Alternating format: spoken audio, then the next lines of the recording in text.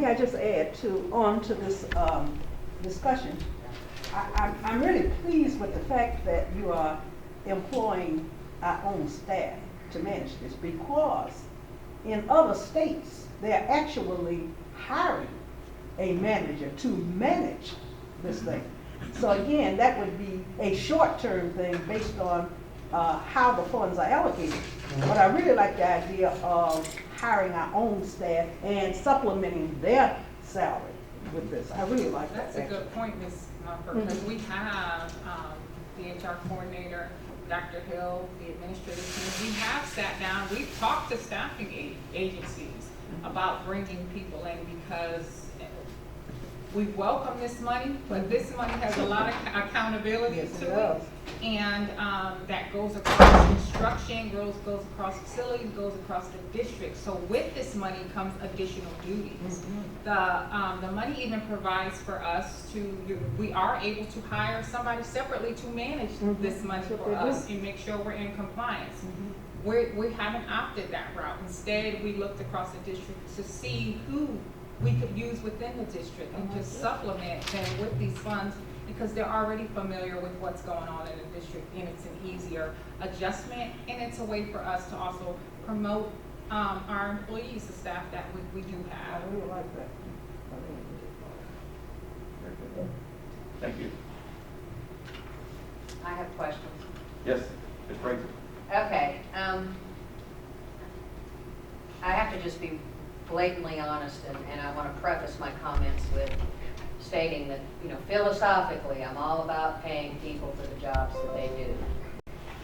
But I'm going to mention three things that are weighing heavily on me. Number one, when I first looked at this, I have to confess, my first two concurrent reactions were, well, what's the Office of the Superintendent going to be doing? And then I asked myself, well, what are the directors going to be doing? So that's number one. Number two, this board has been concerned over the last several years about top heaviness. We are already spending on salaries and on central office positions for this year more than we spent for the previous years. Now, I get the philosophy. The philosophy is, well, we need to do this so we can get things done and get caught up and do all these things to stay in compliance. And I'm going to say this without concern initially about funding sources, but when you're doing the work in the field, i.e. the teachers, the people that are in the schools every day, especially this last year, which has not been a normal circumstance, we haven't rewarded any of those teachers. We haven't rewarded any of those people that are in the schools. And so we're going to reward folks for doing things or getting ready to do things or preparing to do things with stipends when we haven't done it for the people that have been working where the rubber meets the road. So those are my three concerns, and I'm going to probably just end up having to vote my conscience on this. Well, I'd like to respond, Mr. Board President. Please. I hear you, and some of the things that have been mentioned today by you, I hope the board doesn't feel this way as a whole, but if we historically look back, Before you finish. Yes, sir. Let me say one. I've heard the discussions about extra staff brought on, administrative, etc. And I'll say this up front. We didn't have HR in the school system forever. And that's why we are what we are today, because the culture is distinctly broken. No trust, no anything, because there was nobody to go to address issues. We talked about curriculum. Curriculum is broken for some of the same reasons. Finance was broken for some of the same reasons. If I look around the whole school system, everything that's been done has been to shore up our school system. And the beneficiary of the school system will be the students. I was gonna say this to the last one, go ahead and talk about this now. We talk about the bus burning 60 years ago, May 14, 1960 what? One? And what happened? And people saying we're getting better, right? We're getting better. Until you understand the why it happened, how can you say you're getting better? Why it happened and how it happened. Our school system in the same position. 30 years ago, our school system started to go down. Why and how? It's not going to get any better until we understand the why and the how. So make the correlation between what's going on in this community, in this world, and understand the why and how before we start saying, don't do this and don't do that. At the end of the day, we have some systemic problems going on. Serious systemic problems. And I'll get 3 things that I see drives everything. Fear, hate, and economics. Those 3 things drive a lot of things. Even in our school system, it drives it. And we can say our community is getting better. I'm not saying it's not getting better. But if somebody takes me and stabs me in the back with a 6-inch blade, and they pull it out 3 inches, should I be okay? Should I be grateful for that? The answer is no. Why did you stab me in the first place? If you pull it all the way out, should I be grateful? The answer is no. Why did you stab me in the first place? At the end of the day, we have to understand what's going on. And everybody needs to benefit from these ESSA forms where they can benefit from it. It's not you, me, they, it's we. It is we. Our students deserve a lot better than what they're getting. I don't want to bicker over little things. Look at the big things, and the big things are our students. Look at our students' track team, football team, basketball team. They are succeeding in spite of us, in spite of what we're not doing. Could you imagine what they could do if we worked together and put the right things in place? They deserve better. They deserve better. Stop here, you can have it.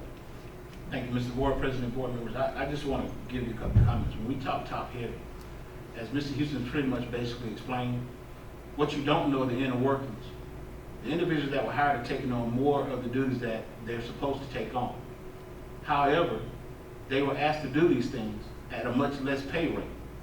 If we paid people what they're supposed to receive for taking on all of these duties and responsibilities, we couldn't afford to have them at the district level.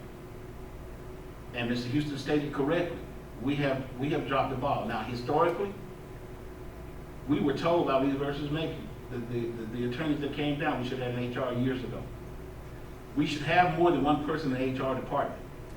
But because of the size of the district, we elected, and based on the funding that we have, to go with that one person.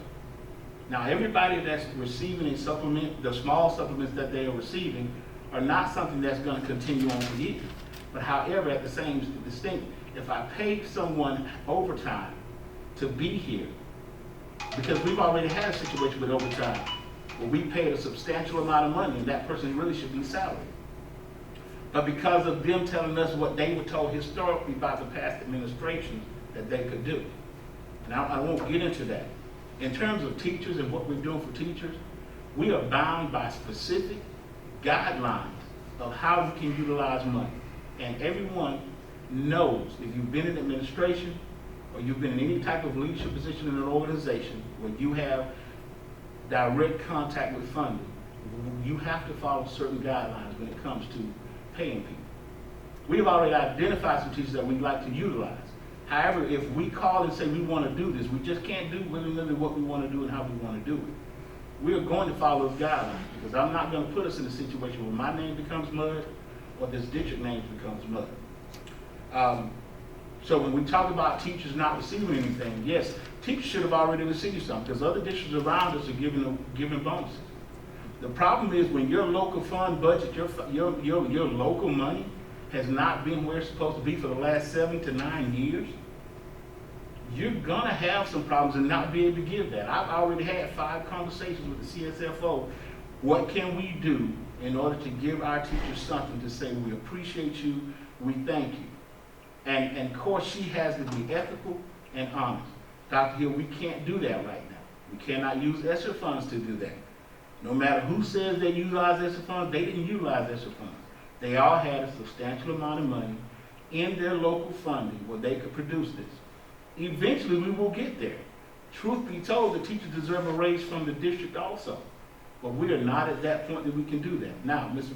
President, board members, if you want me to do that, I will stand as the directive of this board and we'll make it happen. But I'll also give that report for everyone to know that this is where this funding is coming from. And this is how it's going to affect us. So I'm going to say this and I'm going to leave this alone. There are a lot of antics about how we're not taking care of teachers. And it's almost, all you have to do in this society is say we're not doing something. And people only hear what you want, what they want to hear.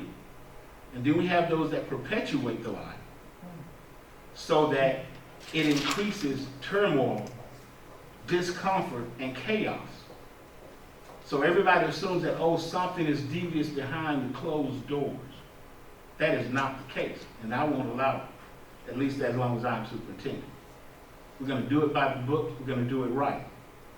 But I'm not going to go to every teacher and tell them something they don't want to hear just to make them feel comfortable knowing it's not true. We're going to take care of our teachers as much as we possibly can. Fortunately, there are some teachers who realize we are trying to take care of them and they know that. But this district office is not large enough to handle everything that we have. What is the superintendent doing? Everything that he's supposed to do and above and beyond. If my staff tells me I need you in on this meeting because we need to get this done, we need to get this typed up, we need to work on this, I am there. So it's happening. But I want you all to go back historically 10 to 15 years and start doing the math and see where the problem started. It's just as long as it took for us to get into the mess, as my father reminds me, that's how long it's going to take to get out of the mess. And I think we made a lot of progress in this last year and a half. With that being said, thank you, Mr. Board President and board members. Well, gentlemen, we all see this from our own little perspectives. We are a board. We are a 5-person board. And I see this differently, and that's fine. Once the board speaks, the board will speak. I'd like to just add on, I'm really proud of you today, Joan, for telling us your feelings. I think that's important when you're on a board. And I think we have to all be honest and say how we truly feel publicly. I think we don't have problems doing it privately here, especially in the city of Anniston. But the point is, you know, I believe in saying how you feel, and I think you did that today, and I think that's being courageous, as opposed to going in a private setting saying this. I really appreciate you doing this today, because it took a lot of courage. I can't imagine. Did it? I reiterate. Maybe I should. I'm well Ask aware, you the once the question. board speaks, the board speaks. That's true. And But I then- like the fact that you did. And then we wouldn't, and then we roll. Mhm. Additional questions, discussions? Go ahead, Madam Clerk. If there are no questions, additional questions, discussion, it's time to vote. All in favor signify by saying yes. Yes. Yes. Should be Yes. yes. Mhm.